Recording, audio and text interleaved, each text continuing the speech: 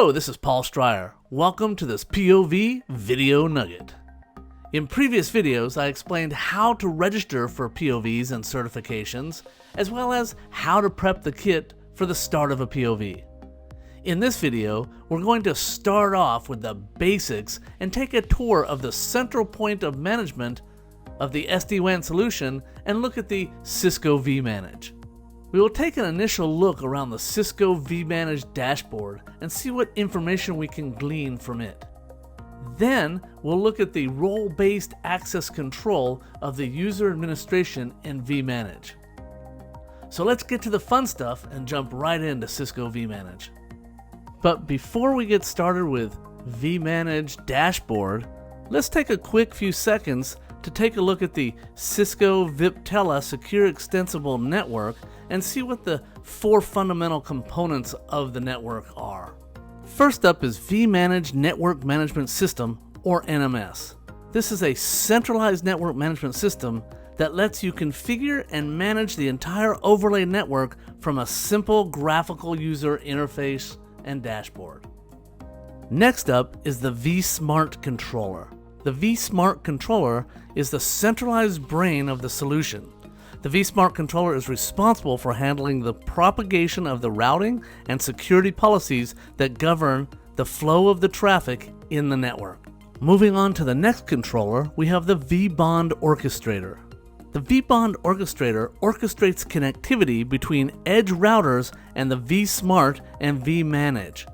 If any edge router is behind a NAT, the vBond Orchestrator also serves as an initial NAT traversal orchestrator. And last but not least is the vEdge or edge router. The edge router sits at the perimeter of the site and provides connectivity among the sites. They are either hardware devices or software that runs as a virtual machine. Edge routers handle the transmission of data traffic. And while we're here, let's take a look at this topology diagram. This particular diagram is one of about, I think, 10 that we have already set up in a Visio to help you, the SE, have design meetings with your customers. This diagram and topology is very close to the one that we also use in the certification kit. Notice that much of the addressing information is left blank so you can fill it in while you're working with your customer to understand their network. As I said, there are many other diagrams in the Visio that depict many popular topologies you might see at the customer site. And since we give these to you as a Visio, you can find the one that is closest to your customer's topology and modify it accordingly so that you can use it with your design meeting. Notice this diagram has 4 sites. Site number 1 at the top is a dual device, dual connection hub site, meaning it has 2 vEdge devices and each vEdge has a connection to MPLS and the internet. Site 2 and 3 in the lower left and middle are single device dual connected, meaning both sites only have 1 vEdge that are both connected to MPLS and internet. And site 4 on the right lower side is a dual device single connected site, meaning it has 2 devices but one device is connected to MPLS and the other device is connected to the internet. Also notice that the site 3 and 4 have LTE connections to the cell network as well. If you remember from an earlier video, we have 2 types of SD-WAN POV kit, a B kit and an M kit, where the B kit has 2 vEdge 1000s and 4 vEdge 100Bs, and the M kit has 2 vEdge 1000s, 2 vEdge 100Bs, and 2 vEdge 100Ms. Okay, now that we're 4 minutes and 20 seconds into the video, let's go ahead and take a look at vManage. So as you can see, I've logged into vManage, and this is the dashboard. On the far left side, you can see I'm kind of opening and closing the different menu items that we have available to us to use in vManage. But first off, I'm going to start out by just explaining what a few of the things are on the dashboard, and then we'll jump into some of the items in the navigation. So we'll start up in the upper left-hand corner. The vSmart indicator indicates if vManage is connected and communicating with vSmart. Remember, vSmart Controller is the centralized brain of the solution, and it's responsible for handling the propagation of routes and security policies that govern the flow of traffic on the network.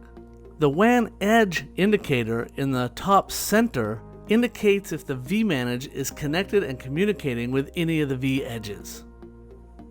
The control status indicator indicates the condition of the control plane, and if the control planes are healthy, you'll see a green bar. You shouldn't see a yellow or red bar. If you do, you have some issues that you need to look into.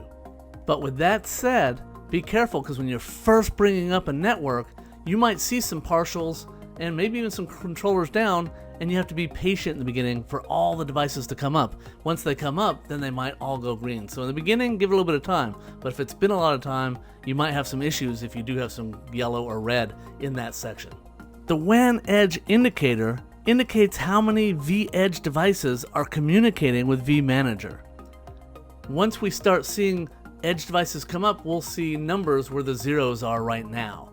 And you can click on these 4 categories and get more information about each one of these items. And the last section I'll talk about right now is the top applications in the lower left corner. This indicates what applications are seen to be flowing on the network. And you can mouse over each one of these little green bars and see which one it is, like Facebook or Twitter, or which type of flow it is, and then you can click on one to get more information about that flow. All of these indicators are a little boring right now because they're all at 0 because the system is at a fresh start point. Now, as we go through the POV, or in this case, as we get further into the videos, we'll start to see these indicators fill in with numbers and information to let us know what the network is doing. So now let's move on to the next section where we're going to look at role-based authentication control. In vManage, this also allows multi-tenant management, and in the case of the demo, we'll see our own overlay. We can create users that function in one of 3 default groups: the basic group, the operator group, and a tenant admin group. So let's go add a couple of users and see how they interact with vManage.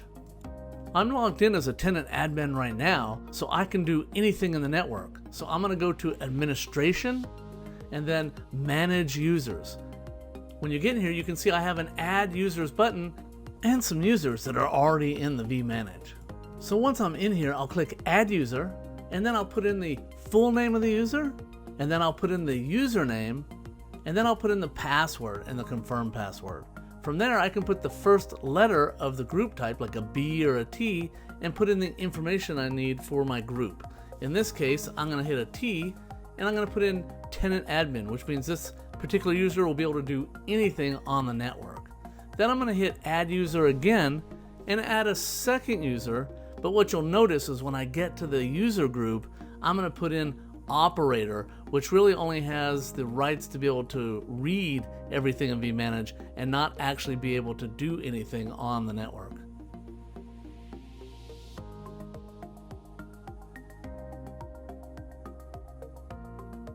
So now that I have 2 new users, one SE user and one operator user, the SE user having full rights and the operator user only having read-only rights to vManage, let's log out by going in the upper right-hand corner and clicking Sign Out, and then I'll sign back in as the operator user, and we'll see that we don't have rights to be able to add anything or do anything, just look at everything.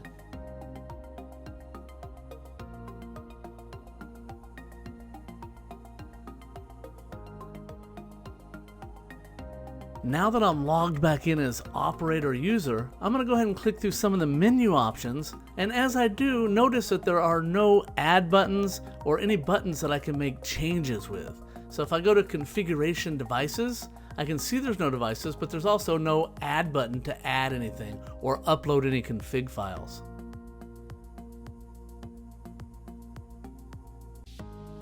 If I go to certifications, the same thing, and if I go to templates, the same thing. There's no buttons to add anything. Notice if I click on this action menu on the right, it only says view. I can't edit anything or delete anything or add anything. I can only view from this point.